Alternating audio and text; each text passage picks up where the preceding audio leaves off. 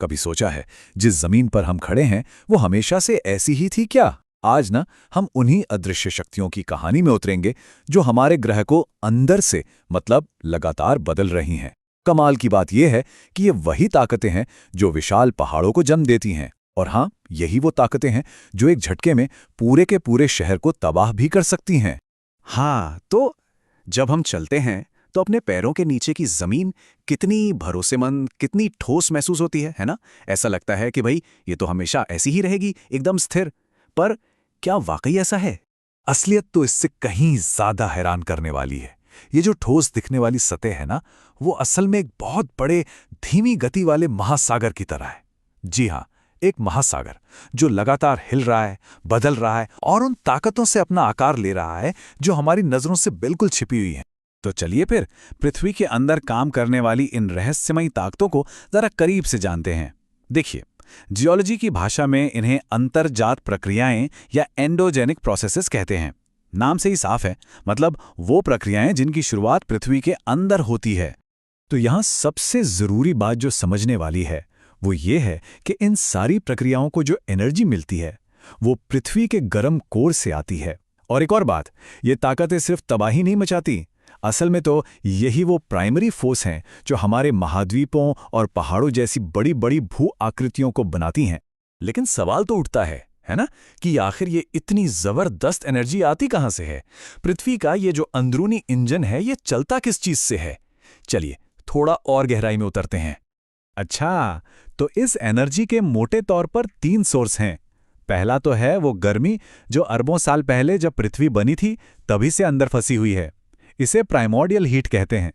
दूसरा सोर्स है radio activity, मतलब पृथ्वी के कोर में जो यूरेनियम जैसे तत्व हैं उनके टूटने से लगातार गर्मी निकलती रहती है। और तीसरा, पृथ्वी के घूमने और चांद के गुरुत्वाकर्षण से जो फ्रिक्शन या घर्षण पैदा होता है वो। तो ये तीनों मिलकर हमारे ग्रह को अंदर से एकदम गर्म रखते हैं। अब ये जो चार्ट है ये इन ताकतों को समझने के लिए एक बढ़िया रोड मैप है।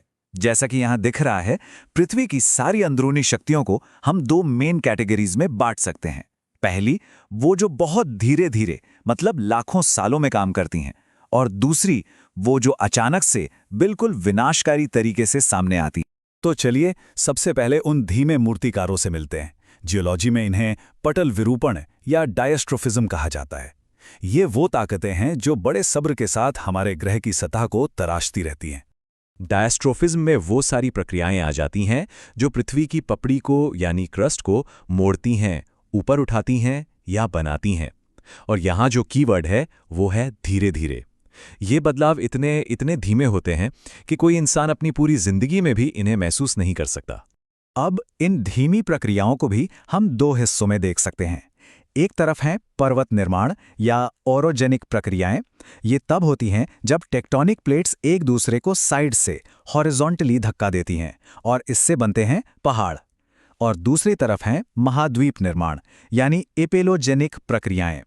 ये जमीन के बहुत बड़े बड़े हिस्सों को या तो ऊपर उठाती हैं या नीचे धंसा देती हैं, बिल्कुल किसी विशाल लिफ्ट की तरह। इसका सबसे शानदार उदाहरण हमारे अपने हिमालय पर्वत। सोचिए, करोड़ों साल पहले जब इंडियन प्लेट ने एशियन प्लेट को टक्कर मारी तो उनके बीच की जमीन किसी कागज की तरह मुड़कर ऊपर उड़ गई और बन गई दुनिया की सबसे ऊंची पर्वत श्रृंखला। ये ओरोजेनिक प्रोसेस का एक जीता जागता सबूत है। और जब यही प्लेट्स एक दूसरे से दूर खिंचती हैं तब क्या होता है? तब जमीन में दरारें पड़ जाती हैं और बीच का हिस्सा नीचे धंस जाता है। इसी से बनती हैं रिफ्ट वैलीज या भ्रंश घाटियां। और भारत में इसका एक बहुत बड़ा उदाहरण है नर्मदा नदी घाटी। ये भी उसी डायस्ट्रोफिज्म का ही नतीजा है। तो ये तो बात हुई उन ताकतों की जो लाखों साल लगाकर अपना काम करती हैं। लेकिन तब क्या होता है जब यही जबरदस्त एनर्जी किसी बांध के टूटने की तरह अचानक एक ही झटके में बाहर निकल आए? बस यहीं पर हमारी दूसरी कैटेगरी सामने आती है, अचानक होने वाली प्रलयकारी ताकतें। ये वो फोर्सेस हैं जो दुनिया का नक्शा मिनटों या घंटों में बदल सकती हैं। इनमें सबसे पहला और जाना पहचाना नाम है ज्वालामुखी। देखिए, पृथ्वी की पपड़ी के ठीक नीचे एक सेमी लिक्विड चिपचिपी सी लेयर है जिसे एस्थेनोस्फीयर कहते हैं। जब यहां से पिघला हुआ मैग्मा बहुत ज्यादा प्रेशर की वजह से सतह तक पहुंच जाता है तो ज्वालामुखी फट पड़ते हैं और फिर लावा, राख और गैस से बाहर निकलती हैं। और दूसरा है भूकंप।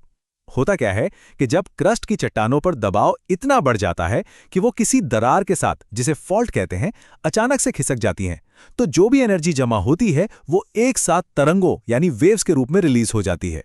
और यही तरंगे हैं जो धरती को हिला देती हैं, जिसे हम भूकंप कहते हैं। तो ये ज्वालामुखी और भूकंप जो हैं वो पृथ्वी की अंदरूनी ताकत का सबसे ड्रामेटिक और पावरफुल प्रदर्शन है। ये हमें हर बार याद दिलाते हैं कि हमारे पैरों के नीचे कितनी जबरदस्त एनर्जी छुपी हुई है। अच्छा, तो हमने धीमी गति से काम करने वाले मूर्तिकारों को भी देख लिया और अचानक हमला करने वाले विध्वंसकों को भी।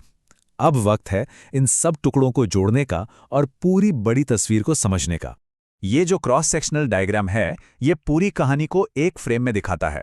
यहाँ साफ साफ दिख रहा है कि कैसे पृथ्वी की गहराई से उठता हुआ मैग्मा सतह पर ज्वालामुखियों को बना रहा है और ठीक उसी समय टेक्टोनिक प्लेट्स का दबाव धीरे धीरे पहाड़ों को भी खड़ा कर रहा है। मतलब दोनों प्रक्रियाएं एक ही इंटरनल इंजन से चल रही हैं।